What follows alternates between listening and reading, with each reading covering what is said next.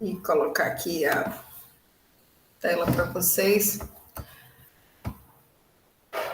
Meu povo, já começou dezembro, vocês acreditam? Eu fiquei assim impressionada, mas é verdade.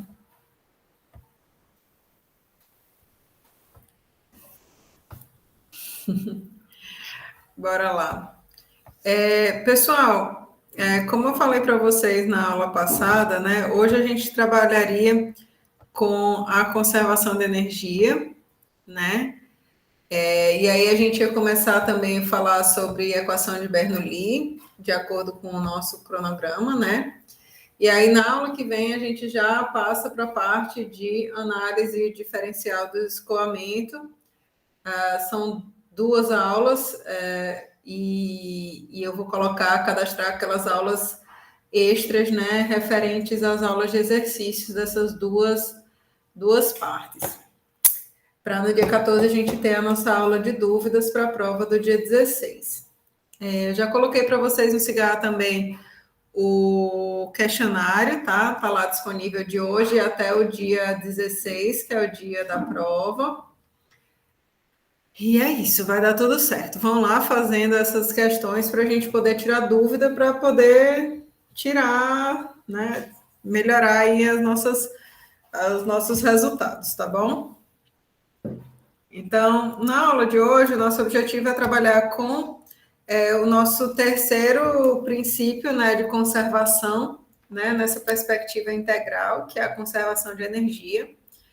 E vocês vão ver que o procedimento que a gente vai fazer aqui para chegar na equação para um volume de controle é similar, é praticamente igual ao que a gente fez para as outras equações de conservação. Então, a equação de conservação de energia ela tem importância, né, para a gente, porque sempre que a gente fala em ter que bombear um líquido ou, né, levar um líquido de uma dada localidade para outra, transportar esse líquido num sistema aí de tubulação, a gente vai precisar do auxílio de equipamentos que adicionem energia a esse líquido, né? Bombas, compressores, né? E também a gente pode ter a situação inversa, né? De um fluido produzir energia, né? A gente conseguir extrair trabalho, realizar trabalho a partir do movimento de um fluido. Então, na indústria petroquímica, na verdade, em qualquer indústria que a gente for trabalhar, na maioria delas, a gente tem aí o transporte de líquidos e gases sendo uma premissa fundamental. Então, por exemplo, para uma refinaria, a gente tem o recebimento do petróleo, a gente tem as unidades de processamento, tem que mandar para uma caldeira, tem que mandar para um tanque de reforma, tem que mandar para isso, para aquilo, esses fluidos. Então, existem vários equipamentos auxiliares, né, para fazer com que essas operações sejam possíveis, essas operações unitárias. Então, obviamente, tudo isso envolve custos, né? Então, a gente precisa ser capaz de saber dimensionar qual que é equipamento que seria interessante para uma dada condição de trabalho. E aí, como eu disse para vocês, né, a gente também tem a condição oposta, né, nas usinas eólicas, né, também nos parques de geração elétrica por hidroeletricidade, a gente tem justamente a condição oposta, em que um fluido, porque ele está em movimento, ele gera esse movimento de um eixo, né, que é capaz de produzir energia elétrica. Então, tanto a gente pode ter o fluido como um consumidor de energia externa, como a gente pode ter esse fluido cedendo sua energia para um elemento, né, que vai produzir energia elétrica, por exemplo. Então, lá do princípio de conservação de energia para um sistema, a gente tinha essa equação, né, de que a taxa de variação da energia ela ocorria através da transferência de calor e através da realização de trabalho, né? E que essa energia total do sistema era a soma de uma parcela de energia interna, cinética e potencial que compunham, né, aí esse sistema. Tá? E aí a conversão de sinais era aquela mesmo que vocês já estão acostumados, né, da vida pregressa lá de vocês nas outras disciplinas, né? Sempre que a gente tem adição de calor, esse calor é positivo, né? Sempre que o sistema perde calor, esse calor é negativo. E sempre que o sistema realiza trabalho, esse trabalho é positivo, enquanto que quando o trabalho é realizado sobre o sistema, né, esse trabalho tem sinal negativo. Tá? Então, para a gente poder trabalhar na perspectiva de volume de controle, a gente usa o teorema de transporte de Reynolds, né? Aqui usando a energia total como sendo a nossa propriedade extensiva e a energia interna, energia específica como sendo o seu par intensivo, né? Então, a gente ficaria com essa expressão. Mas aí a gente sabe que a gente já tinha formulado a primeira lei da termodinâmica para ser dessa forma, né? E que esse Ezinho ele pode ser substituído pelos termos que ele compõem. Então, a gente ficaria com uma expressão para conservação da energia desta maneira aqui, em que a taxa total... Oi. Então, esse Ezinho seria algum tipo de densidade energética, algo assim? É energia específica, né? A energia por unidade de massa. Lembra que quando a gente falou de propriedades extensivas versus propriedades intensivas, a gente disse que elas se relacionavam pelo tamanho do sistema? Sim. Porque densidade foi a palavra errada, mas eu entendi. Aí esse Ezinho, ele é uma energia específica. Porque não é por volume, é por massa, assim, certo? Então, ele contabiliza as contribuições de energia interna, potencial e cinética por unidade de massa desse sistema, certo? Então, aqui a gente tem a taxa de variação da energia total do sistema, que pode ocorrer por transferência de calor ou por taxa de realização de trabalho. A variação da energia do volume de controle, né? Taxa de variação da energia do volume de controle, se a gente tem um aumento ou uma diminuição, né? E o fluxo de energia através da superfície de controle nas formas de energia interna, cinética e potencial. Tá? Lembrando que, quando a gente fala em calor e trabalho, calor é toda a energia que é transferida exclusivamente em decorrência de uma variação de temperatura. Então, se existe um ΔT, existe transferência de calor nesse sistema, certo? Todas as outras formas de transferência de energia que não envolvem variação de temperatura, a gente engloba aqui nesse termo referente ao trabalho. Então, esse termo referente ao trabalho, ele pode ser destrinchado em 4 outros termos, né? Trabalho de eixo, trabalho das tensões normais e cisalhantes e trabalhos outros. Então, o trabalho de eixo seria referente à presença de fontes mecânicas externas, sejam elas consumidoras ou produtoras de trabalho, que interagem com esse nosso volume de controle. Os trabalhos das tensões normais e cisalhantes se referem à ação de forças sobre a superfície do volume de controle. E esses outros, essa taxa de realização de trabalho por outros tipos, né, geralmente está relacionado com a existência de campos eletromagnéticos, né, outras formas que não são comuns, né, à maioria dos nossos problemas aqui. Então, a gente vai destrinchar esses termos aqui, vai voltar para a nossa equação de conservação de energia para poder substituir esses termos aqui, tá? Então, não tem bicho de 7 cabeças, certo? O trabalho de eixo, ele vai estar presente sempre que num problema qualquer que a gente estiver anunciando, trabalhando, né? A gente tiver a presença de bombas, compressores, ventiladores e quaisquer outros elementos desse tipo, né? Que são consumidores de trabalho. Então, em consumidores de trabalho, a gente fala em bombas, né, e compressores, porque eles precisam de uma fonte externa de energia, eles precisam estar conectados a um motor ou a uma rede elétrica para que eles possam fornecer o aumento de pressão que o fluido requer, né? E a gente tem também as turbinas, na verdade, as turbinas que podem ser movidas a fluidos incompressíveis e turbinas movidas a fluidos compressíveis, né? Em que a gente tem a produção de trabalho. Quando a gente tem,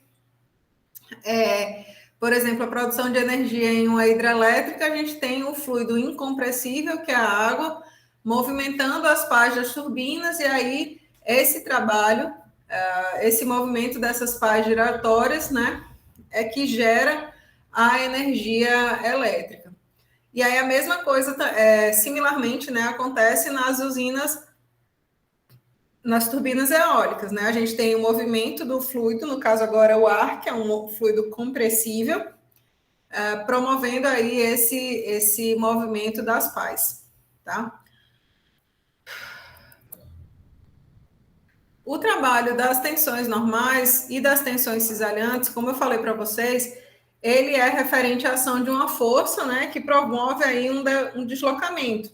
Então, quando a gente fala do trabalho das tensões normais, a gente está falando dessa tendência, né, do fluido nas redondezas do volume de controle em querer comprimir essa superfície de controle. Então, o fluido tem uma dada velocidade, né? E aí, esse fluido, ele tem uma dada pressão qualquer, né? E ele tem a vontade, ele quer comprimir aqui esse volume de controle. E aí, nesse processo, né? Esse fluido, ele pode realizar trabalho sobre essa superfície de controle. De que maneira? A gente sabe que trabalho é o produto de uma força por um deslocamento, né? Então, o trabalho da força normal é o produto da tensão normal vezes a área em que ela atua, né? E aí, se eu quiser calcular a taxa de realização desse trabalho, eu vou, então, trabalhar com essa tensão normal que atua em uma determinada área ao longo de um deslocamento infinitesimal aqui, ds, né? Num intervalo de tempo dt. Então, a gente vê que esse trabalho realizado pelas tensões normais depende da própria tensão e desse produto escalar entre a velocidade do fluido nas vizinhanças do volume de controle e a área, tá?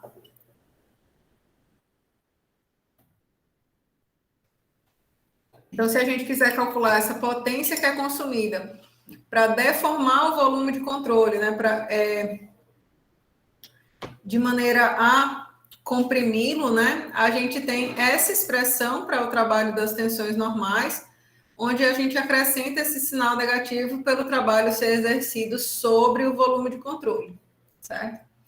Então, sempre que existirem regiões em que o fluido não está escoando, né, ou seja, sempre que o fluido estiver em contato com o equipamento, a velocidade vai ser zero. Mas em todas as regiões, as outras regiões em que ocorre fluxo de fluido, a gente tem aí uma velocidade que forma um ângulo qualquer com essa área do volume, a área que caracteriza o volume de controle. Então, a gente vai produzir, vai existir uma taxa de realização de trabalho por essas tensões normais. Normalmente, a gente chama esse trabalho das tensões normais de trabalho de escoamento. Pode ser que vocês encontrem esse nome em outros textos aí, referente ao estudo de vocês, tá? Trabalho de escoamento.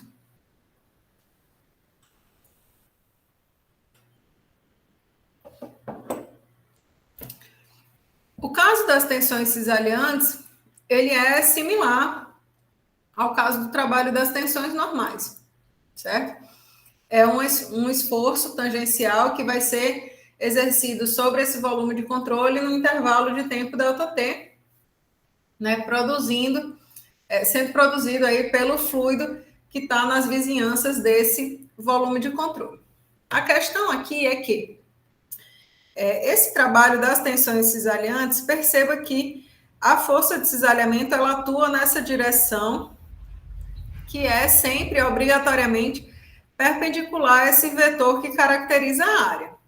Então, para a gente calcular esse trabalho, não faz sentido a gente relacionar a força cisalhante com a direção desse unitário de área, mas sim com a direção da própria tensão cisalhante, certo?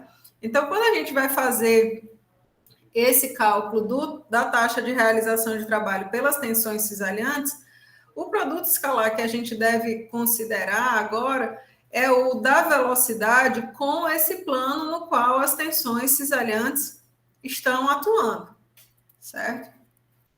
Então, perceba, é o trabalho da tensão cisalhante, ou seja, que está aqui nesse plano que contém a superfície de controle que a gente está considerando. Então, quando a gente vai analisar esses termos, certo? Nas regiões em que a gente tem interface com os contornos sólidos, a gente tem a condição de não escorregamento, ou seja, o fluido está em contato com o equipamento. Então, obrigatoriamente, a velocidade dele é zero e esse trabalho das tensões cisalhantes também é zero. Nas regiões de fluxo, a gente também pode fazer esse trabalho das tensões cisalhantes ser igual a zero. Basta que a gente escolha adequadamente o nosso volume de controle, de maneira que esse produto escalar, ele se torne zero. Como é que a gente faz isso? Fazendo com que tensão e velocidade formem um ângulo de 90 graus, porque cosseno de 90 vai dar zero, então esse termo todo aqui vai se cancelar, certo? Então, a maneira para a gente fazer isso é a gente escolher um volume de controle, né, cuja superfície de controle ela cause o vetor velocidade a formar um ângulo de 90 graus com as tensões cisalhantes. Então, perceba, eu tenho uma superfície de controle aqui, né, caracterizada por seu infinitesimal de área. Então, obrigatoriamente, essa área aponta perpendicularmente a essa superfície de controle, certo? E o plano das tensões cisalhantes é esse plano aqui, ó, que coincide com o plano da superfície propriamente dita. Então, sempre que eu colocar a superfície de controle formando um ângulo de 90 graus com o vetor velocidade, então eu consigo fazer com que o produto escalar entre velocidade e tensão se torne nulo e eu possa desprezar esse termo aqui de tensões de cisalhamento. Certo? O outro termo referente à taxa de realização de trabalho, que seria esse W ponto outros, né, refere-se à presença desses outros elementos relacionados com a energia eletromagnética. E aí a gente só vai contabilizar esses termos quando for expresso para a gente a necessidade de fazer isso e também quando a gente tiver as informações, né, de como que é esse comportamento. De outra maneira, a gente vai simplesmente considerar que esse termo não está presente no nosso caso em estudo, tá? Então,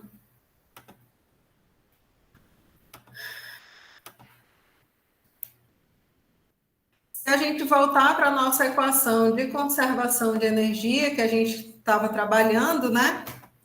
E substituir todos esses trabalhos que a gente descreveu, a gente ficaria com essa expressão aqui de baixo, né? Então, o sinal de menos aqui começou a multiplicar todos esses termos, ficamos com essa equação. O trabalho das tensões normais, a gente já tinha dito que seria menos tensão normal vezes escalar dA. Então, menos com menos, a gente teria aqui um sinal negativo, tá? Essas tensões normais, a gente tem a definição, né, de que elas são matematicamente iguais ao negativo da pressão termodinâmica, certo? Então, esse termo aqui todo vai ser igual a menos pressão termodinâmica V escalada A, certo? Ah, professora, mas aqui está aparecendo V e um ρ. Que V é esse e que ρ é esse? Não sei se vocês se recordam, né? Mas a gente tinha dito que volume específico é uma propriedade do fluido que vale 1 sobre a massa específica. Né? Então, se eu passar essa massa específica para esse outro lado da equação aqui, V vezes ρ é igual a 1. Então, eu posso colocar isso aqui, né, multiplicar essa equação por 1, fazendo esse produto de V, volume específico, vezes a massa específica. E por que a gente faz isso? De maneira a deixar esse termo aqui em destaque verde, né, igual ao que a gente já tem em verde aqui em cima, certo? Então, perceba, aqui é uma integral na superfície de controle de PV vezes ρ VdA, e aqui a gente tem uma integral na superfície de controle de um termo de energia vezes ρ VdA. Então, esses dois termos, eles podem se agrupar. De maneira, ó, que aquele PV lá, ó, pressão vezes volume específico, veio parar aqui com sinal positivo, certo? Então, essa seria uma das nossas formas finais aí da equação de conservação de energia para um volume de controle. Mas vão existir situações em que vocês podem não ter todos os dados para usar essa equação, né? Pode ser que não seja informado para você, por exemplo, a variação de energia interna num dado equipamento. Mas a gente pode se utilizar do conceito termodinâmico de entalpia para contornar algumas dessas situações. Então, a gente sabe que entalpia é a soma da energia interna mais PV, né? Então, a gente pode, alternativamente, usar essa segunda forma aqui, a depender da disponibilidade dos dados. Tá? Dúvidas aí com essa equação de conservação de energia, pessoal?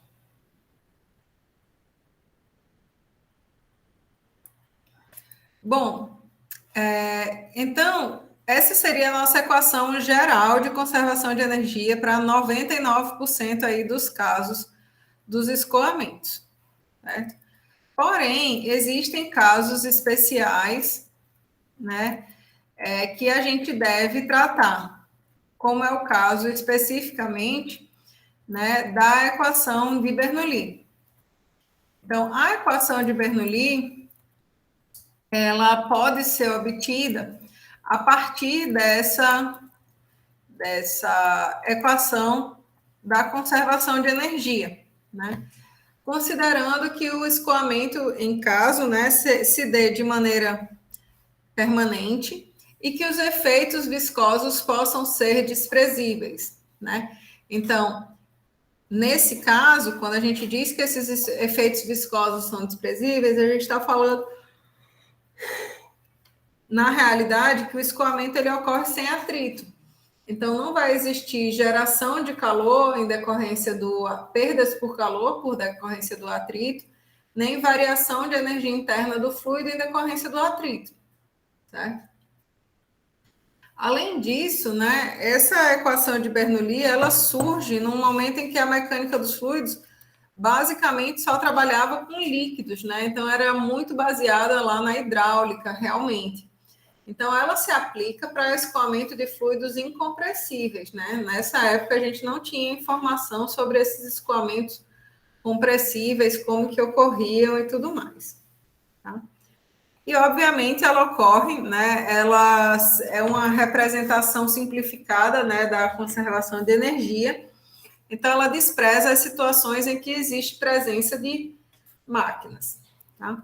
Então, a gente partiria da nossa equação geral da conservação de energia E aí, ó, a gente tem consideração de que o escoamento ocorre em regime permanente, a ausência de máquinas aqui e de outras formas de realização de trabalho, e o fato de o fluido que está escoando ser um fluido invícido, ou seja, os efeitos de viscosidade serem desprezíveis.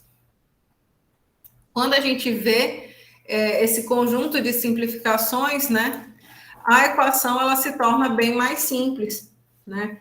Basicamente, a gente tem as contribuições de energia cinética, potencial e de escoamento, né, para esse fluido que está se movimentando, certo?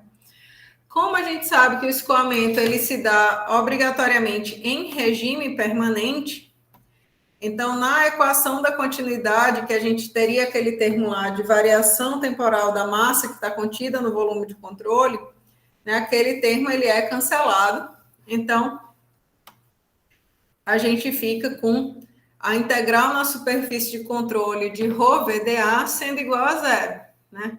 Então, isso implica que todos os fluxos de massa de entrada tem que ser igual, as vazões mássicas, né, de entrada tem que ser igual às vazões mássicas de saída, certo? Então, se as vazões mássicas de entrada e saída têm que ser constantes, isso aqui é um valor constante, né, na entrada e saída, então, este termo aqui, ele precisa também se manter constante, né, ao longo desse escoamento que está sendo considerado. Então, essa seria a nossa forma aí genérica da equação de Bernoulli, certo? Percebam que aqui eu já comecei a tratar com P sobre ρ, né, pressão sobre massa específica, e não mais pressão vezes volume específico, certo? Lembra que volume específico é 1 sobre a massa específica. Então, pressão sobre ρ, tá? P sobre ρ aqui. Tranquilos? Nessa forma que ela está descrita, a equação de Bernoulli, todos os termos eles estão expressos aí em unidades de energia, certo, pessoal? Mas a gente pode também trabalhar com essa equação de Bernoulli de formas distintas. Então, pode ser que numa dada situação seja mais conveniente trabalhar com peso específico, né? Ou numa outra ocasião, pode ser que seja mais conveniente passar essa massa específica aqui para todo mundo multiplicando, e aí a gente ficar com dimensões de pressão, certo? Então, é muito versátil e é preciso que vocês tomem cuidado quando vocês forem resolver as questões para não fazer confusão, certo? Essa equação de Bernoulli, como eu disse para vocês, ela surge da conservação de energia. Então, ela traz essa relação aproximada entre pressão, velocidade e elevação, que vai ser válida quando a gente estiver trabalhando com esse tipo de escoamento. Que tipo de escoamento é esse? Escoamento incompressível em regime permanente, ao longo de uma linha de corrente, onde as forças de atrito são desprezíveis, certo?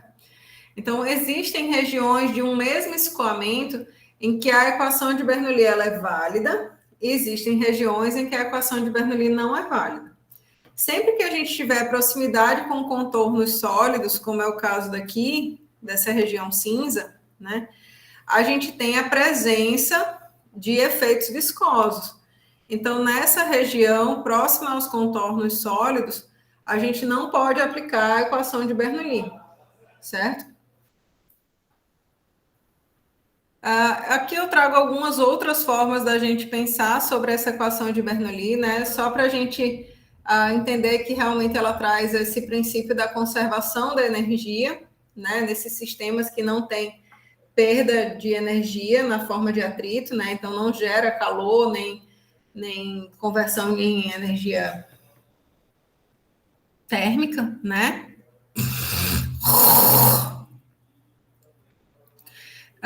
Como também a gente pode pensar nessa equação de Bernoulli numa perspectiva de forças, né? Então, se a gente pensar nisso na perspectiva da segunda lei de Newton, a gente pode dizer, olha, o trabalho que é realizado pelas forças de pressão e gravidade sobre uma partícula fluida qualquer, eles vão ser responsáveis, né, pelo aumento da energia cinética dessa partícula. Então, novamente, a gente tem essa relação entre esses três tipos de energia. Ok?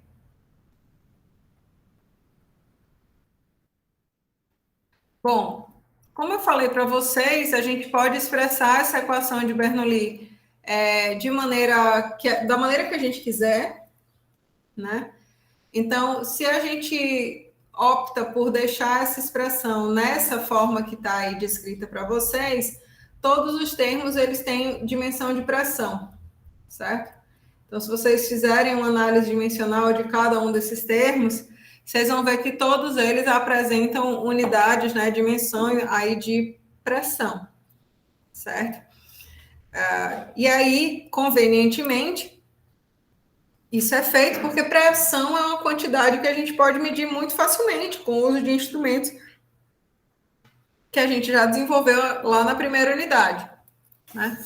Então, isso aqui é importante porque a gente tem uma ferramenta para medir a parcela referente a cada uma dessas energias, né? Então, o primeiro termo, que é esse P isolado, representa uma pressão termodinâmica real do fluido, não incorpora nenhum efeito dinâmico. Lembrando que quando a gente fala em pressão termodinâmica, na termodinâmica a gente usa pressões absolutas, né? Então, aqui a gente fala que esse termo P é uma pressão termodinâmica do fluido. Esse segundo termo, que traz a carga hidrostática, justamente traz a informação de variação de pressão em decorrência da variação de elevação desse fluido, se ele está sendo jogado para cima ou se ele está descendo em uma tubulação. E o terceiro termo traz a importância da energia cinética, né?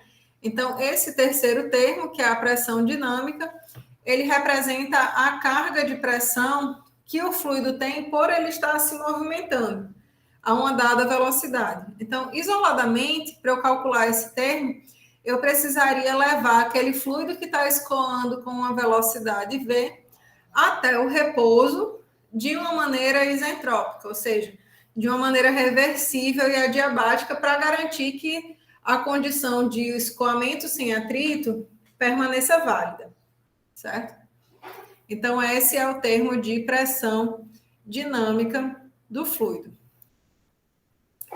E, obviamente, né, a gente disse que a soma dessas contribuições era constante, né?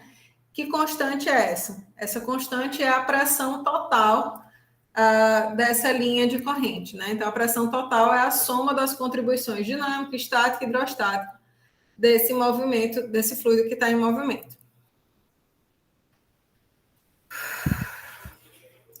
Alternativamente, a gente define essa outra pressão aqui, que é a pressão de estagnação, porque essas duas cargas, né, a carga de pressão estática e de pressão dinâmica, elas são medidas com muita facilidade de maneira simultânea, né?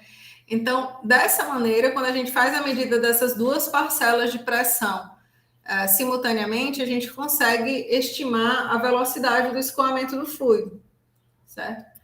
E aí, a gente faz isso usando aparatos, né, quaisquer que sejam, em que a gente tem uma tomada de pressão na parede, ou seja, numa situação em que a velocidade do fluido é igual a zero.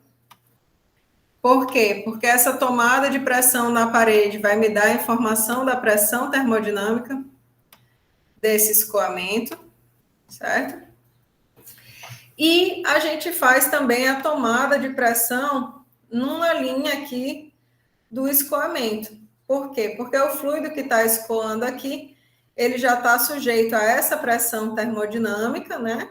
que a gente sabe, e ele é levado dentro do instrumento de medição à condição de velocidade igual a zero, à condição de repouso. Então, quando isso acontece, a gente consegue contabilizar a parcela da pressão dinâmica, tá?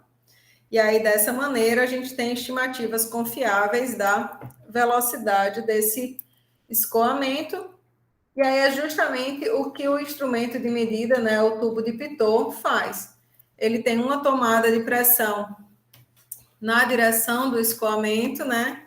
E aqui dentro ele tem também as tomadas de pressão estática, certo? E aí ele faz a medida dessa diferença dessas duas tomadas de pressão para poder estimar a velocidade do escoamento.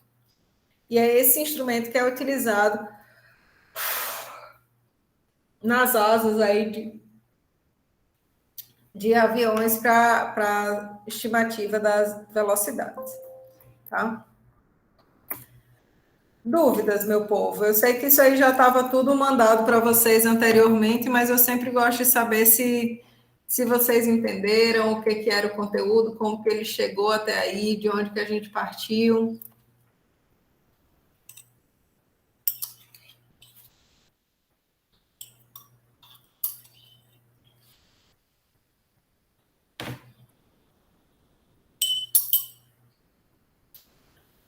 Bom, então aqui a gente tem, ó, no material de vocês, algumas questões referentes a esse escoamento, tá? Essa primeira questão aqui, eu gosto bastante dela porque ela é bem completa, né? Trabalhando aí esses conceitos de conservação de energia, calor, massa, etc. Pronto. Inclusive, Gideon, tem lá na lista de exercícios já de vocês algumas questões de conservação de energia, de Bernoulli e tudo mais para vocês fazerem. E como eu disse, né, já coloquei lá no SIGA também o questionário que vai ficar disponível até o dia da prova, até o dia 16. Tá? Eu vou fazer essa questão aqui com vocês porque eu acho que ela dá uma exemplificada em como a gente deve extrair informações do enunciado, tá? Muita gente sofre muito quando vai resolver essas questões de conservação de energia, porque olha os enunciados grandes e se assusta e não quer mais fazer, porque é muita coisa. E aí é mais trabalho, digamos assim, de leitura e interpretação do que efetivamente de matemática, no fim das contas. Os enunciados são muito grandes porque eles informam muita coisa, né? Então, vamos lá? Nessa questão aqui, ele mostra o esquema de uma bomba de água, né? A gente já sabe que a água é um fluido incompressível, que apresenta uma vazão em regime permanente. Opa, já tica aí a informação de regime permanente, né? De 0,019 metros cúbicos por segundo. A pressão na entrada é de 1,24 bar, o diâmetro do tubo de alimentação é 89 milímetros, na descarga o diâmetro é de 25 milímetros, a pressão é de 4,14, e ele fala que a variação de elevação entre os centros das seções 1 e 2 é nula, e o aumento da energia interna da água com o aumento da temperatura do fluido é desse valor aí. Ele já fornece quanto que é a variação da energia interna. Determine qual que vai ser a potência. Opa, potência é trabalho de eixo, certo? Necessária para o funcionamento dessa bomba, admitindo-a adiabática. Então, adiabática quer dizer o quê? Sem transferência de calor para essa bomba, certo? Que é igual a zero. Então, perceba que do enunciado a gente já tem uma quantidade surpreendente, né, de informações. Deixa eu ver se eu... Eita, parece que...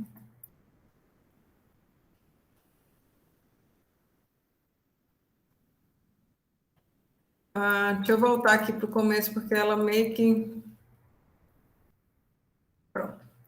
Então, a gente já tem essas informações todas do enunciado, certo?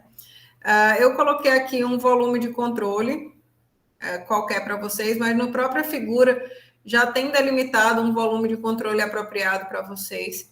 Perceba que grande parte desse volume de controle ele coincide com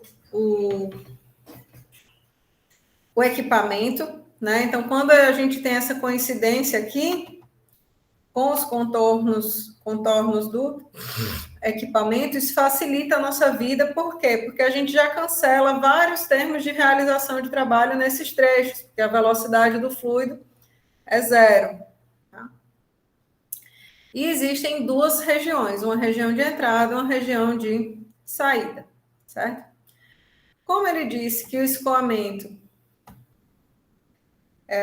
que o equipamento era adiabático, então, taxa de realização de trabalho é igual a zero.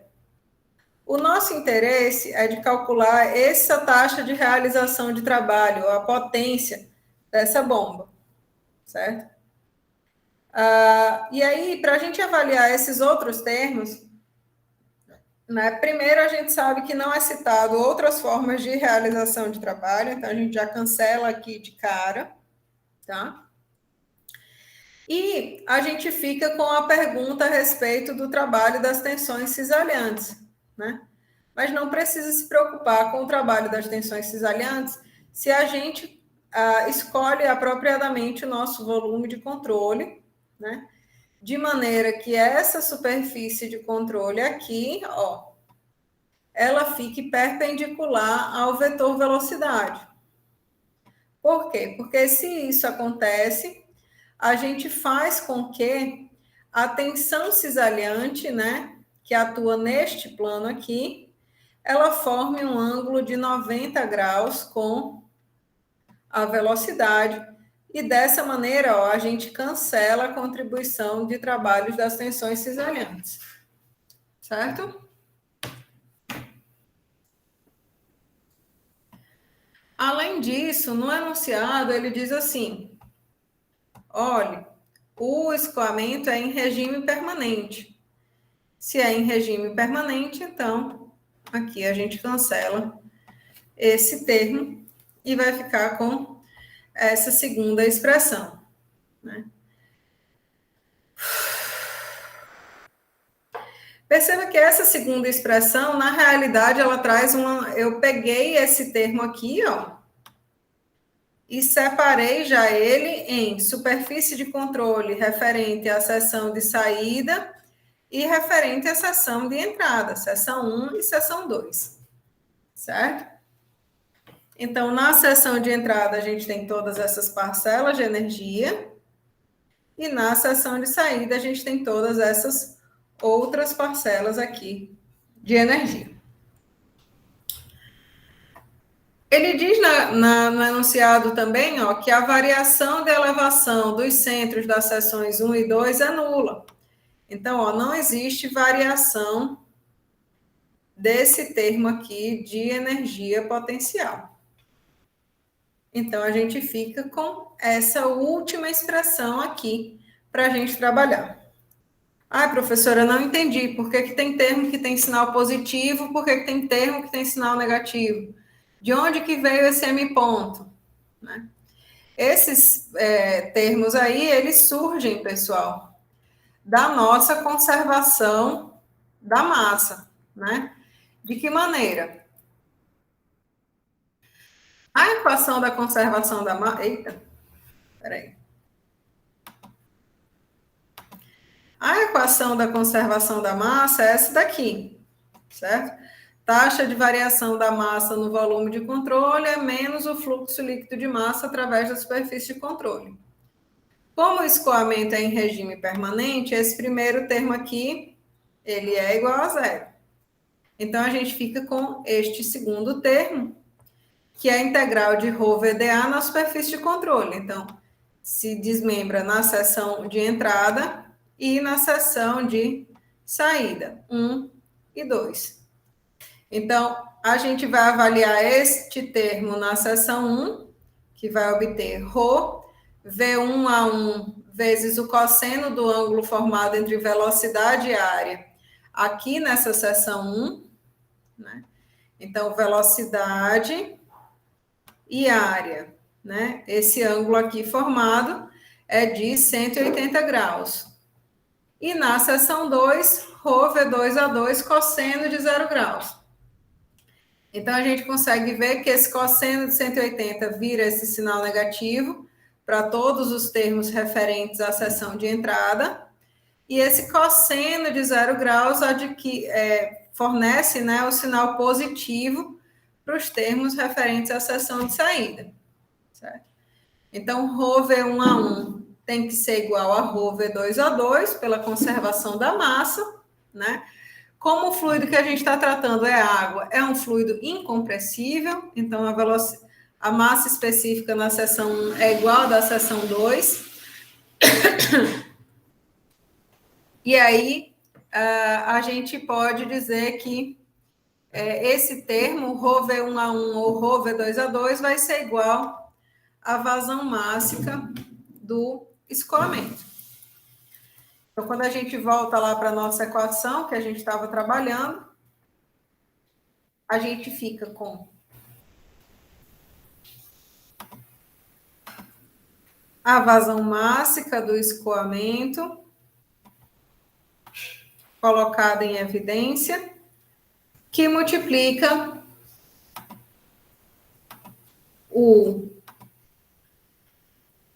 os termos de energia na seção de saída, que são positivos, pelo cosseno de 0 graus aqui do produto escalar, menos os termos de energia da seção de entrada, que ficam com sinal negativo, pela disposição entre velocidade e área aqui nessa seção de entrada.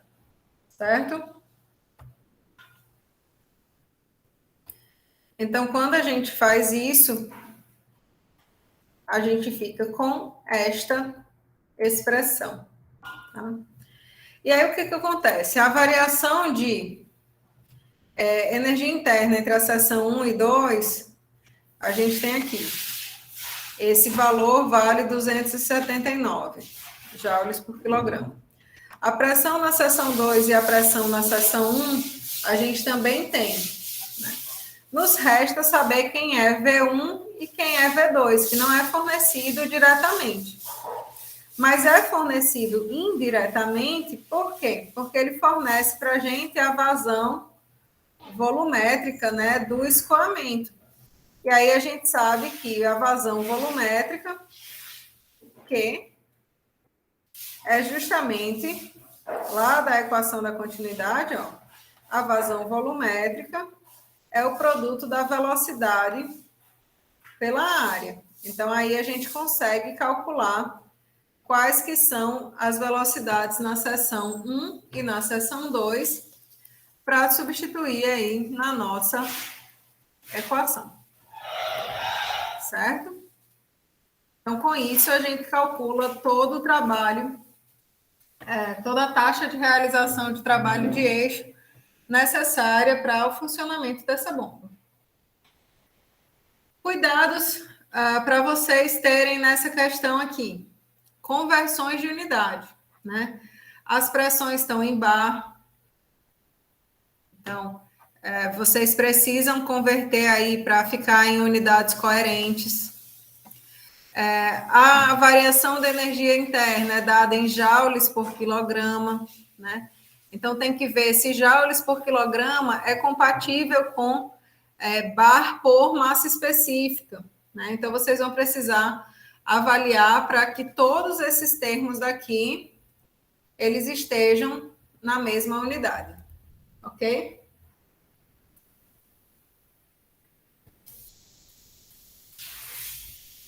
Tranquilo aí nesse exemplo?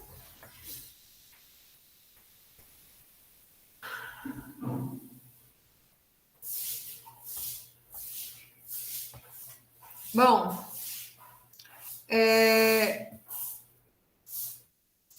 aqui no material de vocês, a gente também tem algumas questões referentes à conservação da energia na perspectiva da equação de Bernoulli, tá? Então, essa equação de Bernoulli, como eu disse para vocês, ela é uma representação da conservação de energia para um escoamento sem viscosidade, ou seja, sem perdas por atrito. Nessa primeira questão aqui, ele coloca, por exemplo, a situação em que você tem que avaliar as contribuições dessas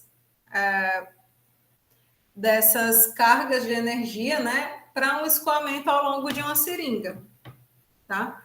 E aí ele diz, diga em que ponto, né, que a gente tem maior ou menor contribuição de carga, cada uma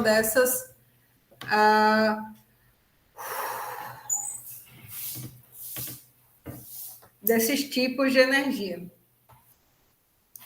Então, a gente consegue ver que, por exemplo, aqui nesse ponto, que é o início da transferência de energia na forma de pressão para o fluido, a maior carga de energia vai ser realmente na forma de pressão, ainda que haja alguma contribuiçãozinha de velocidade aqui para esse fluido começar a se movimentar. Mas eu posso colocar aqui um nível zero de potencial, né? E entender que aqui a gente não vai ter contribuição praticamente da energia potencial. Já quando a gente passa para a análise do ponto 2, em que o fluido deixa a seringa, essa pressão aqui, ó, ela se equipara à pressão atmosférica. Então, a carga efetiva de pressão se torna nula. Aumenta a contribuição da energia potencial. E nesse ponto em especial, ó, perceba que o fluido ele tem uma grande velocidade, porque a gente restringiu aqui o escoamento, então a velocidade aqui do fluido ficou bem mais alta, né? Já no ponto 3, né, que é o apogeu aqui desse jato da seringa, a gente tem a velocidade desse fluido atingindo o valor de zero, né? Por que ela atinge velocidade igual a zero? Porque é um ponto aí de posição máxima desse escoamento. Então, a gente tem, ó, o aumento significativo da contribuição da parcela potencial sobre as demais, certo? Então, perceba, a equação de Bernoulli, ela traz sempre essa relação aí entre essas três forças principais, certo? Por quê? Porque aqui a gente não tem nenhuma contribuição de perda de energia para o atrito, tá?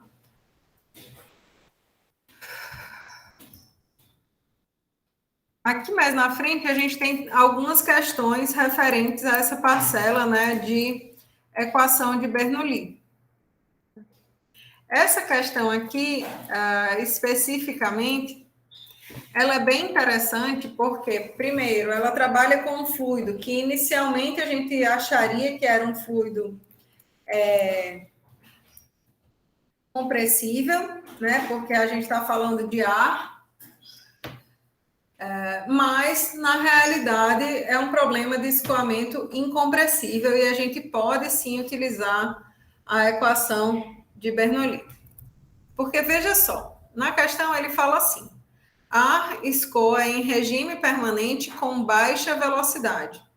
Quando ele fala que o ar escoa com baixa velocidade, o critério que a gente usa para determinar se o escoamento ele é compressível ou não, né, de um gás, é justamente a avaliação do número de Mach, certo? Então, se a velocidade do fluido com relação à velocidade do som é menor do que 0,3, então a gente diz que esse escoamento ele é incompressível. Então, se esse escoamento do ar ocorre em baixa velocidade, a gente já pode automaticamente considerar que esse fluido ocorra, que esse escoamento ocorra de maneira incompressível, tá? Então, a escoa através de um bocal horizontal, né, que o descarrega para a atmosfera. Na entrada do bocal, ele dá as informações de área e na área da saída também, e pede para a gente determinar a pressão manométrica necessária na seção de entrada para que a velocidade na saída seja de 50 metros por segundo. Tá? Então, perceba, aqui nesse volume de controle que é descrito, né, foi selecionada uma linha de corrente aqui, passando pelo ponto 1 até o ponto 2, distante das paredes do bocal. Por que distante das paredes do bocal? Porque justamente mais próximo aos contornos sólidos, a gente tem a presença mais predominante dos efeitos de viscosidade. Então, uma linha de corrente dessa maneira, ela certamente não está sendo, ainda que o escoamento seja viscoso, essa linha de corrente ela está distante aí dessas regiões de, digamos assim, formação de camada limite, tá? Então, o fluido está aqui escoando, a gente escolheu essa linha de corrente para trabalhar, né, na equação de Bernoulli. O escoamento ocorre em regime permanente e é de um fluido incompressível e a gente está desprezando as contribuições de viscosidade, né, para poder usar a equação de Bernoulli. Então, a gente pode pegar a equação de partida, né, dizer que já que isso aqui é constante, os valores referentes à seção 1 devem ser iguais aos valores referentes à seção 2, né, dessa soma. Né? A gente pode desprezar as variações de elevação entre o ponto 1 e 2. E perceba que, na questão, ele informa que a pressão no ponto 2 é a pressão atmosférica, né? Então, a pressão no ponto 2 vai ser pressão atmosférica. E a pressão no ponto 1, ela é, né, fornecida como sendo a soma da pressão manométrica mais a pressão atmosférica. Por que eu estou fazendo isso? Né? Porque a equação de Bernoulli, lembram que quando a gente estava falando aqui de o que é cada um desses termos, né, da equação de Bernoulli, a gente disse que essa pressão estática ela era uma pressão termodinâmica real do fluido. Né? E quando a gente fala em pressão termodinâmica, a gente fala em usar valores absolutos aí de pressão. Tá? Então, a gente está usando valores absolutos. Pressão absoluta é a soma da pressão manométrica com a atmosférica. E aí a gente vai poder cancelar esses dois termos aqui e ficar com esta expressão aqui final. Professora, mas qual é o meu interesse aqui, né, nessa questão? Meu interesse é determinar qual é o valor qual é a pressão que vai ser necessária para eu obter um valor de V2 de 50 metros por segundo. Então, eu forneci V2, mas eu não forneci qual que era o valor de V1, certo? Para calcular esse valor de V1, a gente se vale novamente da equação da continuidade para um fluido incompressível. Né? Então, a vazão volumétrica na seção de entrada fica sendo igual à vazão volumétrica na seção de saída. E aí, uma vez que a gente obtenha o valor de V1, a gente consegue estimar qual é esse valor da pressão manométrica aqui. Beleza?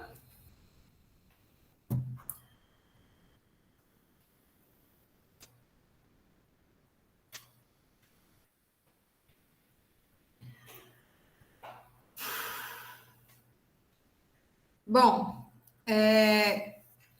então, pessoal, para a aula que vem, você já tem, né, outros exercícios resolvidos lá naquela lista de vídeos que eu passei para vocês, né? Eu vou cadastrar a aula como sendo nesse sábado referente aos vídeos de exercício exclusivamente, certo? para que a gente fique realmente com a aula do dia 14 sendo somente devido, né, somente voltada para dúvidas para a prova, tá bom? Eu estou com os processos de correção ainda de algumas provas. Eu tive dificuldades com conseguir esse fim de semana, esses dias últimos, para baixar atividades na aba de tarefas aqui de vocês. Então, eu já comuniquei para eles e estou esperando aí uma resposta para eu conseguir fazer essas correções. Tá bom? É isso, meu povo. Façam as listas de exercícios de vocês, procurem os monitores, tá bom? A gente está à disposição aí para vocês.